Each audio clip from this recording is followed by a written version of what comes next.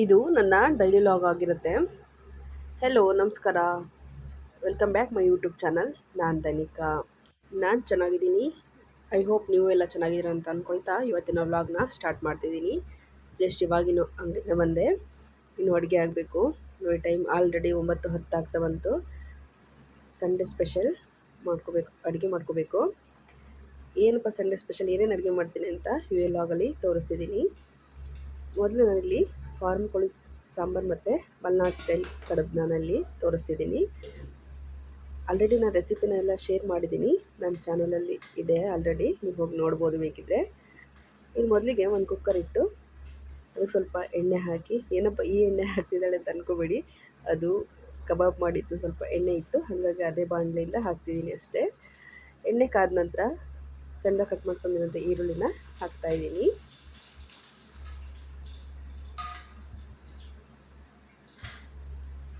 ಅದು ಈರುಳ್ಳೆಲ್ಲ ಫ್ರೈ ಆಗೋಷ್ಟರೊಳಗೆ ನಾನು ಟೊಮೊಟೊನ ಕಟ್ ಮಾಡ್ಕೊಳ್ಳೋಣ ಅಂತ ಮಾಡ್ಕೊತಿದ್ದೆ.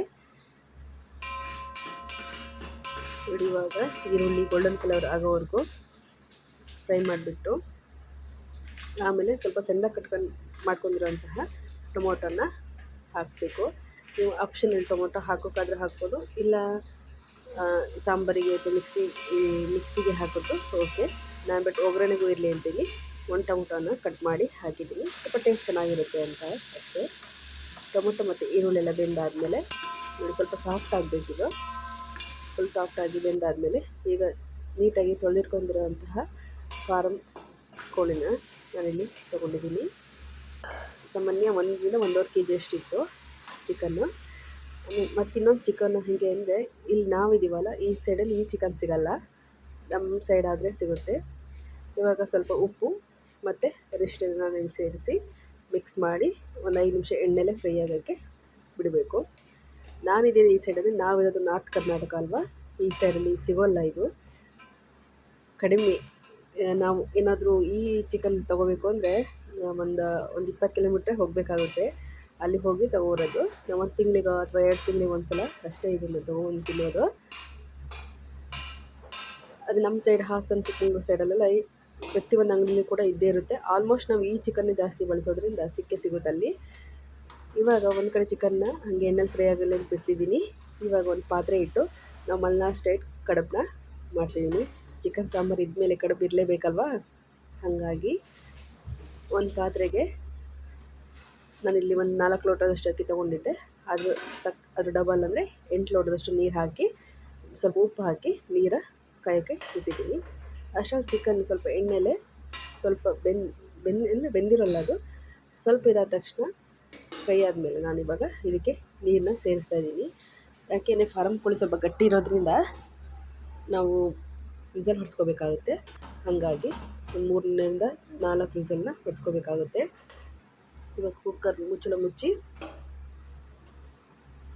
ಇಟ್ಟಿದ್ದೀನಿ ಒಂದು 4 ವಿಸಲ್ ಆಗಲಿ ಅಂತ. ಅಷ್ಟರಲ್ಲಿ ನಾನು ಮಧ್ಯಾಹ್ನನೇ ಕಡುಬು ಮಾಡೋಣ ಅಂತಲೇ ಅಕ್ಕಿಯೆಲ್ಲ ನೆನೆಸ್ಬಿಟ್ಟು ಒಣಗ ಹಾಕಿ ಹೋಗಿದ್ದೆ.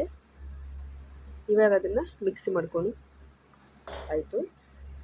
ಇವಾಗ ನೋಡಿ ಸ್ವಲ್ಪನೇ ಸಣ್ಣ ಜಾರ್ ತೊಗೊಂಡು ಸ್ವಲ್ಪನೇ ಅಕ್ಕಿ ಹಾಕ್ಕೊತ ತರ್ತರಿಯಾಗಿದ್ದನ್ನ ಮಿಕ್ಸಿ ಮಾಡ್ಕೋಬೇಕಾಗುತ್ತೆ. ಇಲ್ಲ ನೀವು ಜಾಸ್ತಿ ಮಾಡ್ಕೋತೀರ ಅಂದರೆ ಬೇಕಾದ್ರೆ ಮಿಲ್ಗಳಲ್ಲಿ ಮಾಡ್ಬೋದು, ಬಟ್ ನಾವು ಮನೆಯಲ್ಲೇ ಸ್ವಲ್ಪ ಎಲ್ಲ ಮಾಡ್ಕೊಳ್ಳೋದು, ಹಾಗಾಗಿ ಅವಾಗ ಎಷ್ಟು ಬೇಕು ಅಷ್ಟೇ ಮಾಡ್ಕೊಳ್ಳೋದ್ರಿಂದ ನಾನು ಮಿಕ್ಸಿಲೇ ಮಾಡ್ಕೊಳ್ಳೋದು ಯಾವಾಗಲೂ. ನೋಡಿ ಈ ಥರ ಸ್ವಲ್ಪನೇ ಹಾಕ್ಕೊತ ಎಲ್ಲ ಫುಲ್ ಅಕ್ಕಿನೆಲ್ಲ ಈ ಥರ ಮಿಕ್ಸಿ ಮಾಡಿ ಇಟ್ಕೊತಿದ್ದೀನಿ. ನೋಡಿ ಇಷ್ಟು ಆಗಿದೆ, 4 ಲೋಟದಷ್ಟು ಅಕ್ಕಿ ಇದೆ. ನಾನು ನೈಟ್ ಮತ್ತು ಮಾರ್ನಿಂಗ್ ಎರಡಕ್ಕೂ ಸೇರಿಸಿ ಮಾಡ್ತಿದ್ದೀನಿ.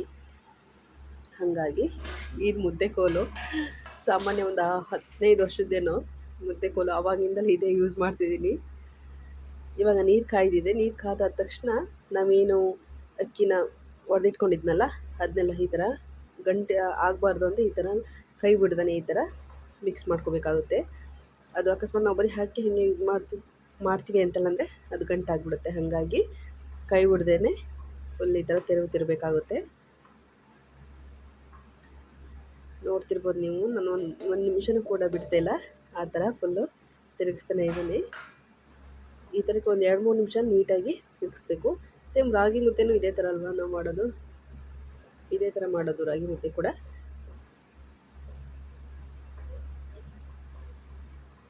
ನೋಡಿ ಫುಲ್ಲು ಈ ಥರ ತೋರಿಸ್ತಿದ್ದೀನಿ. ನೋಡಿ ಅದು ಕುದ್ದು ಈ ಥರ ಗಟ್ಟಿಯಾಗಿಬಿಡುತ್ತೆ. ಹಿಟ್ಟು ನೀರು ಎಲ್ಲ ನೀಟಾಗಿ ಹೊಂದ್ಕೊಂಡು ಗಟ್ಟಿಯಾಗುತ್ತೆ. ಇದಿನ್ನೂ ಹಿಟ್ಟು ನೀಟಾಗಿ ಅರಳಬೇಕು. ಹಾಗಾಗಿ ನೀಟಾಗಿ ತಿರುಗಿಸ್ಬಿಟ್ಟು ಒಂದು 2ರಿಂದ 3 ನಿಮಿಷ ಹಾಗೆ ಬಿಡಬೇಕು. ನಾನು ಹೈ ಫ್ಲೇಮಲ್ಲಿ ಇಟ್ಟಿದ್ದೀನಿ ಆಲ್ರೆಡಿ. ಈಗ ಮತ್ತೆ ತಿರುಗಿಸಿ ಒಂದು ಮೀಡಿಯಮ್ ಫ್ಲೇಮ್ ಮಾಡಿಕೊಂಡು ಮತ್ತೆ ನೀಟಾಗಿ ಚೆನ್ನಾಗಿ ತಿರುಗಿಸ್ಬೇಕು. ಏಕೆಂದರೆ ಹಿಟ್ಟು ಫುಲ್ ನೀಟಾಗಿ ಅರಳಬೇಕಲ್ವ, ಹಾಗಾಗಿ ಹಿಂಗೆ ತಿರುಗಿಸ್ಬಿಟ್ಟು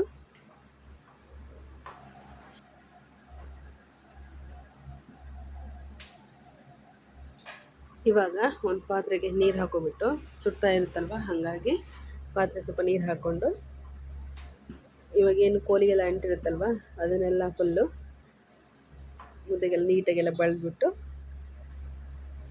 ಅದನ್ನ ಮತ್ತೆ ಸಿಮ್ಮಲ್ಲಿ ಒಂದು 10 ನಿಮಿಷನಾದರೂ ನೀಟಾಗಿ ಹಿಟ್ಟು ಅರಳಕ್ಕೆ ಬಿಡಬೇಕಾಗುತ್ತೆ. ಒಂದು ಮುಚ್ಚಳ ಮುಚ್ಚಿ ಒಂದು 10 ನಿಮಿಷ ಬಿಡಬೇಕು. ಆವಾಗ ನೀಟಾಗಿ ಹಿಟ್ಟು ಅರಳಿರುತ್ತೆ. ಆಮೇಲೆ ಕಡುಬನ್ನ ಕಟ್ಕೊಳ್ಳೋದು.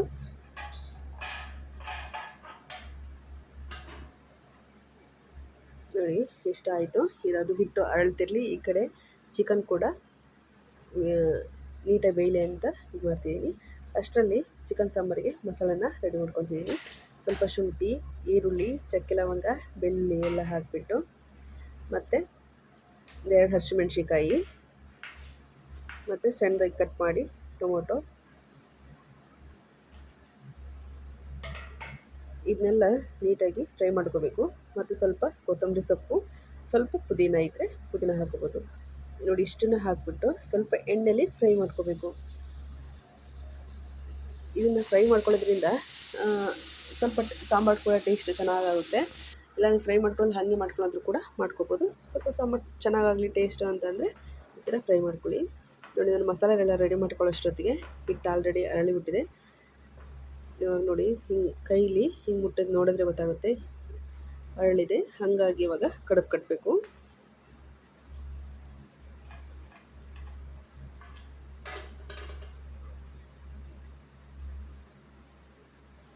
ಇವಾಗ ಇದನ್ನು ಕಡುಬು ಕಟ್ಟೋಕ್ಕೆ ಕೆಳಗಿಳಿಸ್ಕೊಂಡು ಇವಾಗ ನಾನು ಕಡುಬಿನ ತಪ್ಪಲಿಗೆ ಸ್ವಲ್ಪ ನೀರು ಹಾಕಿ ಅದನ್ನ ನೀರನ್ನ ಕಾಯೋಕ್ಕೆ ಇಡ್ತಿದ್ದೀನಿ. ಕಡುಬಿನ ತಪ್ಪಲೆ ಅಂದರೆ ನಮ್ಮ ಮಲೆನಾಡು ಸೈಡವರಿಗೆ ಗೊತ್ತಿರುತ್ತೆ, ಬಟ್ ನಾರ್ತ್ ಕರ್ನಾಟಕದವರಿಗೆಲ್ಲ ಗೊತ್ತಿರಲ್ಲ. ಕಡುಬು ಮಾಡೋಕ್ಕೋಸ್ಕರನೇ ನಾವು ಈ ಪಾತ್ರೆನ ಯೂಸ್ ಮಾಡ್ತೀವಿ. ಕಡುಬು, ಇಡ್ಲಿ ಈ ಥರ ಮಾಡೋಕ್ಕೆ ನಾವು ಈ ಪಾತ್ರೆನ ಯೂಸ್ ಮಾಡೋದು. ಇಡ್ಲಿ ಕುಕ್ಕರ್ ಕೂಡ ಅದರಲ್ಲೂ ಯೂಸ್ ಮಾಡ್ತೀವಿ, ಬಟ್ ಜಾಸ್ತಿ ಇದರಲ್ಲೇ ಇಡ್ಲಿ ಸೆಟ್ಟಲ್ಲೆಲ್ಲ ಮಾಡೋದಾದ್ರೆ ನಾವು ಇದರಲ್ಲೇ ಮಾಡೋದು. ಮತ್ತು ತಟ್ಟೆ ಇಡ್ಲಿ ಎಲ್ಲ ಮಾಡ್ತೀವಲ್ಲ ಆದಮೇಲೆ ಈ ಕಡುಬಿನ ತಪ್ಪಲೆಲ್ಲೇ ಮಾಡೋದು. ಇವಾಗ ಚಿಕನ್ ಕೂಡ ಒಂದು 4 ವಿಸಲ್ ಕೂಗಿಸಿ ಸೈಡಿಗೆ ಇಟ್ಕೊಂಡಿದ್ದೀನಿ. ಮತ್ತು ಮಸಾಲೆ ಒಂದು ಕಡೆ ಫ್ರೈ ಆಗ್ತಿದೆ, ಮತ್ತು ಕಡುಬಿಗೆ ನೀರು ಕೂಡ ಕುದೀತಾ ಇದೆ. ಕಡುಬಿನ ತಪ್ಪಲೆ ಒಳಗೆ ಮಸಾಲೆನೂ ಕೂಡ ಫ್ರೈ ಮಾಡ್ಕೊತ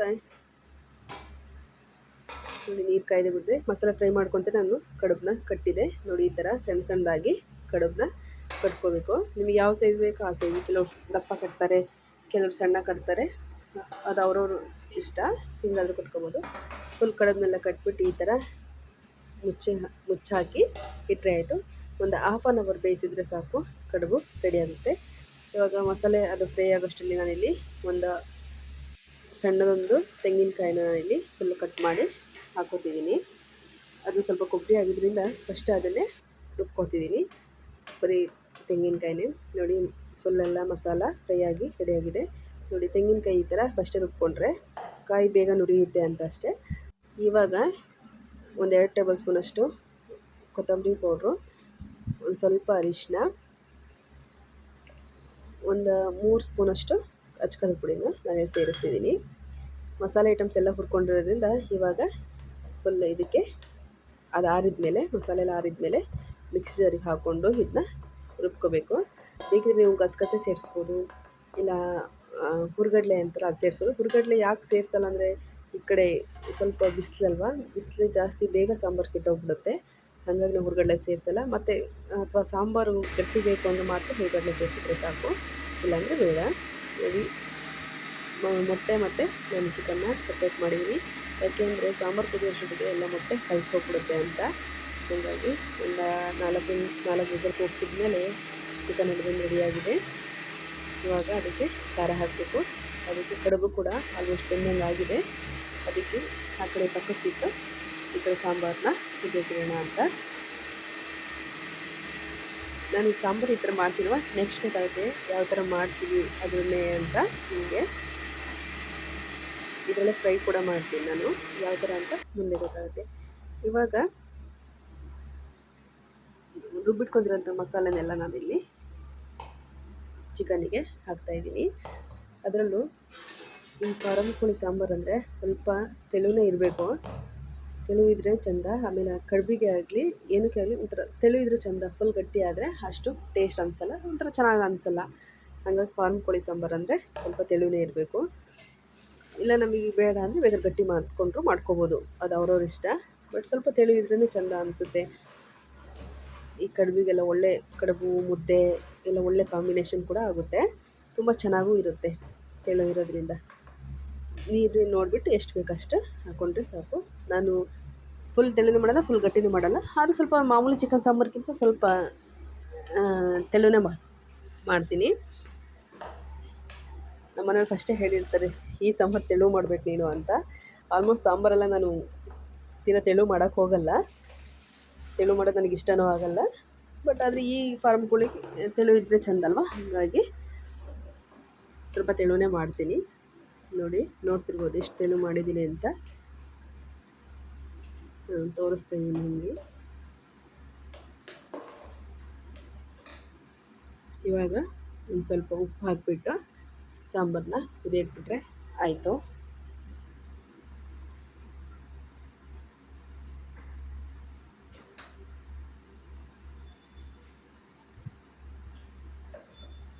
ನೀಟಾಗಿ ಮಿಕ್ಸ್ ಮಾಡಿ ಕುದಿಯಕ್ಬಿಟ್ರೆ ಆಯಿತು.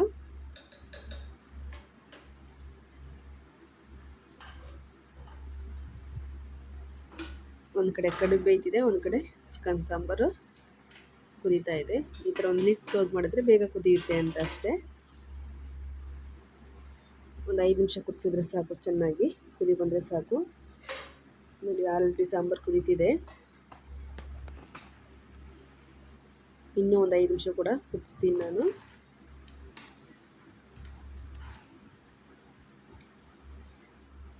ಟೇಸ್ಟ್ ಅಂತ ತುಂಬ ಚೆನ್ನಾಗಿತ್ತು.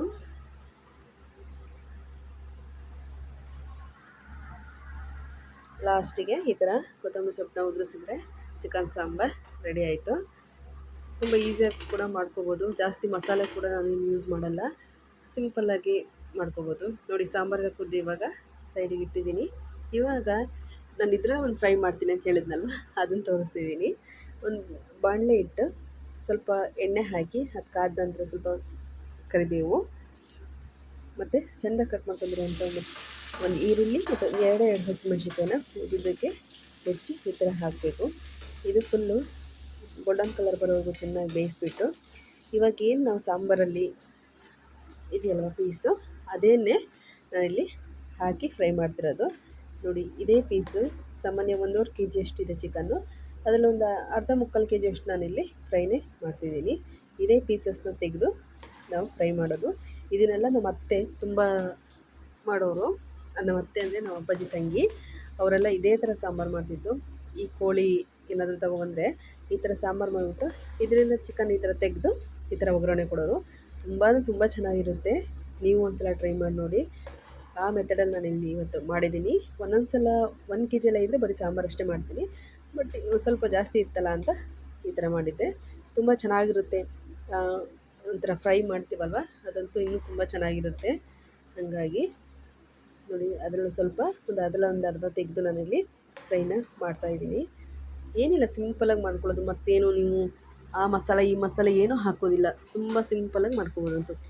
ನೋಡಿ ಇವಾಗ ಚಿಕನೆಲ್ಲ ಹಾಕಿಬಿಟ್ಟು ಚೆನ್ನಾಗಿ ಈರುಳ್ಳಿ ಮೆಣಸಿನ್ಕಾಯಿ ಎಲ್ಲ ಹೊಂದ್ಕೊಳ್ಳೋ ಥರ, ಒಗ್ಗರಣೆ ಹೊಂದ್ಕೊಳ್ಳೋ ಥರ ಮಿಕ್ಸ್ ಮಾಡಬೇಕು. ಈಗ ಸಿಂಪಲ್ಲಾಗಿ ನಿಮಗೆ ಅಕಸ್ಮಾತ್ ನಾವು ಪೆಪ್ಪರ್ ಡ್ರೈ ಥರ ಆ ಥರ ಬೇಕು ಅಂದರೆ ಪೆಪ್ಪರ್ ಜೀರಿಗೆ ಪೌಡ್ರ್ ಆ ಥರನೂ ಹಾಕ್ಕೋಬೋದು. ಇಲ್ಲ ಬೇಡ ಅಂದರೆ ಈ ಥರ ನೋಡಿ ಖಾರ ಪುಡಿ ಮತ್ತು ಧನಿಯಾ ಪೌಡ್ರು ಮತ್ತು ಸ್ವಲ್ಪ ಉಪ್ಪು ಇಷ್ಟನ್ನು ಹಾಕ್ಕೊಂಡ್ರೆ ಸಾಕು. ಬೇಕಾದ್ರೆ ನೀವು ಖಾರ ಪುಡಿ ಮತ್ತು ಧನಿಯಾ ಪೌಡ್ರನ್ನ ಸ್ವಲ್ಪ ಹುರಿದು ಹಾಕಿದ್ರು ಕೂಡ ಬ್ಲ್ಯಾಕ್ ಕಲರ್ ಬರುತ್ತೆ, ತುಂಬ ಚೆನ್ನಾಗಿರುತ್ತೆ. ಅದು ಕೂಡ ಫ್ರೈ ತುಂಬ ಅಂದರೆ ಅದೊಂಥರ ಟೇಸ್ಟ್ ಕೊಡುತ್ತೆ. ನಮ್ಮ ಮನೆಯವರಿಗೆ ಬ್ಲ್ಯಾಕ್ ಅಷ್ಟು ಅವರು ಆ ಥರ ಹುರಿದು ಮಾಡಿದ್ರೆ ಅಷ್ಟು ಇಷ್ಟಪಡಲ್ಲ, ಹಾಗಾಗಿ ನಾನು ಜಾಸ್ತಿ ಇದೇ ಥರ ಮಾಡೋದು. ಬಟ್ ನನಗೆ ಆ ಥರ ಇಷ್ಟ, ಚೆನ್ನಾಗಿರುತ್ತೆ ಆ ಥರ ಫ್ರೈ ಮಾಡಿದ್ರೆ. ಒಳ್ಳೆ ಮಟನೆಲ್ಲ ಫ್ರೈ ಇರುತ್ತಲ್ಲ ಆ ಥರ ಇರುತ್ತೆ. ಇವಾಗ ಲಾಸ್ಟಿಗೆ ಸ್ವಲ್ಪ ಹುಳಿನ ಹಾಕ್ತಿದ್ದೀನಿ, ನಿಂಬೆಹಣ್ಣ, ಮತ್ತು ಸ್ವಲ್ಪ ಸಣ್ಣದಾಗಿ ಕಟ್ ಮಾಡ್ಕೊಂಡಿರೋದು ಕೊತ್ತಂಬರಿನ ಹಾಕಿ ಮಿಕ್ಸ್ ಮಾಡಿದ್ರೆ ಚಿಕನ್ ಫ್ರೈ ರೆಡಿ ಆಗುತ್ತೆ. ಈ ಕಡೆ ಸಾಂಬಾರು ಆಯಿತು, ಈ ಕಡೆ ಫ್ರೈನೂ ಆಗುತ್ತೆ. ತುಂಬ ಚೆನ್ನಾಗಿರುತ್ತೆ ಟೇಸ್ಟ್ ಅಂತೂ. ನೀವು ಒಂದು ಸಲ ಆದರೂ ಈ ಥರ ಟ್ರೈ ಮಾಡಿ ನೋಡಿ, ತುಂಬ ಚೆನ್ನಾಗಿರುತ್ತೆ. ಈಸಿಯಾಗಿ ಮಾಡ್ಕೊಬೋದು. ಸೇಮ್ ಈ ಚಿಕನ್ ಎಲ್ಲ ಬೆಂದಿರುತ್ತಲ್ವ, ಚಿಕನ್ ಬೆಂದಿರುತ್ತೆ, ಎಲ್ಲ ಆಗಿರುತ್ತೆ. ಜಸ್ಟ್ ಒಂದು ಒಗ್ಗರಣೆ ಕೊಟ್ಟು ಖಾರ ಪುಡಿ, ಸಾಂಬಾರು ಪುಡಿ ಅಥವಾ ಚಿಕನ್ ಮಸಾಲ ಆ ಥರದ್ದೆಲ್ಲ, ಗರಂ ಮಸಾಲ ಈ ಥರ ಸೇರಿಸ್ಕೊಬಿಟ್ರೆ ಮುಗೀತು. ತುಂಬ ಈಸಿಯಾಗೂ ಕೂಡ ಬೇಗನೆ ಆಗೋಗುತ್ತೆ ನೋಡಿ. ಈಗ ಸ್ವಲ್ಪ ಇದೆಲ್ಲ ಮಸಾಲ ಹೊಂದ್ಕೊಳ್ಳೋರ್ಗು ಬಿಟ್ಟರೆ ಹಾಗೆ ಹೋಯಿತು. ಒಂದು 5 ನಿಮಿಷ ಈ ಥರ ಬೇಯಿಸಿದ್ರೆ ಆಯಿತು. ಆಲ್ಮೋಸ್ಟ್ ನೋಡಿ ಇವಾಗ ಕಡುಬು ಬೆಂದಿದೆ, ಅದನ್ನು ಆಫ್ ಮಾಡ್ತಿದ್ದೀನಿ. ಆಲ್ರೆಡಿ 10:15 ಆಗಿ ಬಂತು, ನಮ್ಮ ಮನೆಯವರು ಬರೋ ಟೈಮ್ ಆಯಿತು. ಹಿಂಗೆ ಅಡುಗೆನೂ ಅಷ್ಟೊತ್ತಿಗೆ ಮುಗಿಯುತ್ತೆ ನಂದು. ಇವಾಗ ಲಾಸ್ಟಲ್ಲಿ ನಾನು ಮೊಟ್ಟೆನ ಹಾಗೆ ಹಾಕ್ತಿದ್ದೀನಿ, ಇಲ್ಲಾಂದರೆ ಕಲಸುತ್ತೆ ಅಂತ. ನಮ್ಮ ಅಮ್ಮಗೆ ಮೊಟ್ಟೆ ಅಂದರೆ ಇಷ್ಟ, ಮತ್ತು ಕಲಸಿದ್ರೆ ಇದು ಮಾಡ್ತಾಳೆ ಅಂತ ಹಾಗಾಗಿ ಲಾಸ್ಟಲ್ಲಿ ಹಾಕಿ ಹಾಗೆ ಇದು ಮಾಡ್ತಿದ್ದೀನಿ ನೋಡಿ. ಆಲ್ಮೋಸ್ಟ್ ಅಡುಗೆ ಡನ್ ಆಯಿತು. ಇವಾಗ ಊಟ ಟೈಮ್. ಕಡುಬು, ಚಿಕನ್ ಫ್ರೈ ಮತ್ತು ಚಿಕನ್ ಸಾಂಬಾರು. ನಾನು ಊಟ ಮಾಡೋದನ್ನು ವೀಡಿಯೋ ಮಾಡ್ಕೊಳ್ಳೋದು ಮಿಸ್ ಆಗಿ ಹೋಯಿತು, ಹಾಗಾಗಿ ಅದು ಮಾಡ್ಕೊಳ್ಳಲಿಲ್ಲ ಅಷ್ಟೇ. ಈ ಕಡುಬಿಗೂ ಈ ಚಿಕನ್ ಸಾಂಬಾರಿಗೂ ಇದೆಯಲ್ಲ ಟೇಸ್ಟು ಅದ್ಭುತ, ಅದೊಂಥರ ತುಂಬ ಚೆನ್ನಾಗಿರುತ್ತೆ. ಎಲ್ಲ ಊಟ ಮುಗಿಸ್ಕೊಂಡು ಇವಾಗ ನಾವು ವಾಕ್ ಹೋಗ್ತೀವಿ. ನೆಕ್ಸ್ಟ್ ಹೆಂಗೆ ಅಂದರೆ ನಾವು ನೈಟ್ ಕಸ ಚೆಲ್ಲೋದು, ಹಾಗಾಗಿ ಕಸನ ಚೆಲ್ಲಿ ಹಾಗೆ ವಾಕ್ ಮಾಡೋದು. ನಾವು ಡೈಲಿ ವಾಕ್ ಅಂತೂ ಮಾಡೇ ಮಾಡ್ತೀವಿ, ಒಂದು ದಿವಸನೂ ಕೂಡ ಮಿಸ್ ಇರಲ್ಲ.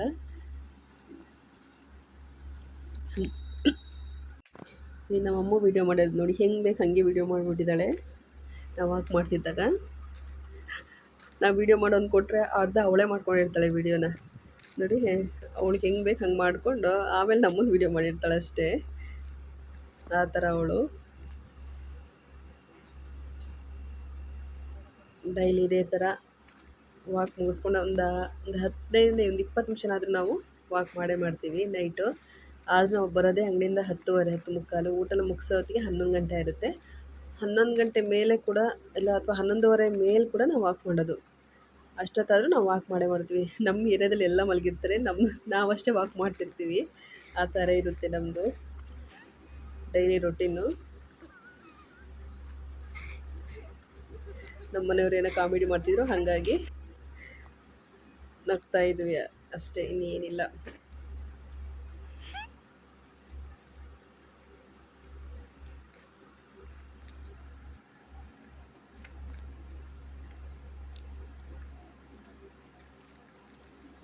ನಮ್ಮನೆಯವರು ಅಮ್ಮ ವೀಡಿಯೋ ಮಾಡ್ತಿದ್ದಾಳೆ ಅಂತ ಫುಲ್ ಕಾಮಿಡಿ ವಾಕ್ ಮಾಡ್ತಿದ್ರು. ನೋಡಿಲ್ಲ ಹೆಂಗೆ ತಿರುಗ್ತಿದ್ರು, ಅದನ್ನ ನೋಡಿ ನನಗೂ ಅಮ್ಮಗೂ ಸಿಕ್ಕಾಬಿಟ್ಟೆ ನಗು. ಹಂಗೆ ಮಾಡಬೇಡ್ರಿ ಅಂತ, ಆದರೂ ಅವ್ರು ವೀಡಿಯೋ ಮಾಡ್ತಿದ್ದಾರೆ ಅಂತ ಆ ಥರ ಮಾಡ್ತಿದ್ರು. ಅಲ್ಲಿಂದ ವಾಕ್ ಮುಗಿಸ್ಕೊಬಂದು ಇವತ್ತು ವಾಟರ್ ಸರ್ವಿಸಿಗೆ ಹೋಗಿದ್ರು. ನಾವು ಯಾವಾಗಲೂ ಅಷ್ಟೇ ವಾಟರ್ ಸರ್ವಿಸಿಗೆ ಹೋಗಿ ಬಂದ ದಿವಸನೇ ಮಳೆ ಬಂದುಬಿಡುತ್ತೆ. ಮತ್ತೆ ನಾವಿಲ್ಲಿ ಒರೆಸ್ಲೇಬೇಕಾಗುತ್ತೆ. ಇವತ್ತು ಹೆಂಗಿದ್ರು ಮಳೆ ಬರೋಲ್ಲ, ನೀಟಾಗಿ ಟಾರ್ಪಲ್ ಹಾಕಿ ಮುಚ್ಬೋದು, ಹಾಗಾಗಿ ವಾಟರ್ ಸರ್ವಿಸಿಗೆ ಹೋಗಿದ್ರು. ಆದರೆ ವಾಟರ್ ಸರ್ವಿಸ್ ಬಂದ ದಿವಸನೇ ಅಲ್ಲಿ ಬರಬೇಕಾದ್ರೆ ದಾರಿಲಿ ಮಳೆ ಬಂದುಬಿಟ್ಟಿತ್ತೆ. ಇವಾಗಲೂ ಅಷ್ಟೇ ಮಳೆ ಮತ್ತೆ ಇನ್ನು ಬಂದಿರಲಿಲ್ಲ, ಇಲ್ಲಿರಲಿಲ್ಲ ಮಳೆ ಅಂತ ನಮ್ಮ ಮನೆಯವ್ರನ್ನ ನೀಟಾಗಿ ಕಾರೆಲ್ಲ ಒರೆಸಿ ಫುಲ್ಲು ಟಾರ್ಪಲ್ ಮುಚ್ಚೋಕ್ಕೆ 3 ಜನ ಕೂಡ ಸೇರಿ ಒರೆಸಿದ್ವಿ. ಇವಾಗ ನಾನಷ್ಟೇ ತೋರಿಸ್ತಿದ್ದೀನಿ ಅಷ್ಟೇ, ಮತ್ತು ನಾನು ಕೂಡ ಒರೆಸಿದ್ದೆ ನೋಡಿ. ನಮ್ಮ ಕಾರ್ ಹಿಂದೆ TP ಗೌಡ, ಧನಿಕಾ ಪ್ರಕಾಶ್ ಗೌಡ ಅಂತ ಅಮ್ಮ ಅಂತ. ನಮ್ಮ ಮನೆಯವ್ರಿಗೆ ಅವ್ರ ಅಮ್ಮ ಅಂದರೆ ಪಂಚಪ್ರಾಣ, ಹಾಗಾಗಿ ಅದು ಇದ್ದೇ ಇರುತ್ತದೆ ಅವ್ರ ಅಮ್ಮ ಅಂತ. ಇದು ನಮ್ಮ ನಾಯಿ ನೋಡಿ, ಫುಲ್ ಒರೆಸಿ ಕ್ಲೀನ್ ಮಾಡ್ತಿದ್ವಿ. ಇದಕ್ಕೆ ಇವಾಗ ಟಾರ್ಪಲ್ ಹಚ್ಚಿ ಮುಚ್ಚಿ ಹೋದ್ವಿ. ಇದಾಗಿತ್ತು ಇವತ್ತಿನ ವ್ಲಾಗ್. ಇನ್ನೊಂದು ವಿಡಿಯೋನಿಗೆ ಮತ್ತೆ ಸಿಗೋಣ. ಟೇಕ್ ಕೇರ್, ಬಾಯ್. ಈ ವ್ಲಾಗ್ ಇಷ್ಟ ಆದಲ್ಲಿ ಪ್ಲೀಸ್ ಸಬ್ಸ್ಕ್ರೈಬ್ ಮಾಡಿ, ಹಾಗೆ ಶೇರ್ ಮಾಡಿ, ಕಮೆಂಟ್ ಮಾಡಿ, ಹಾಗೆ ಸಪೋರ್ಟ್ ಮಾಡಿ. Thank you for watching. Bye. Take care.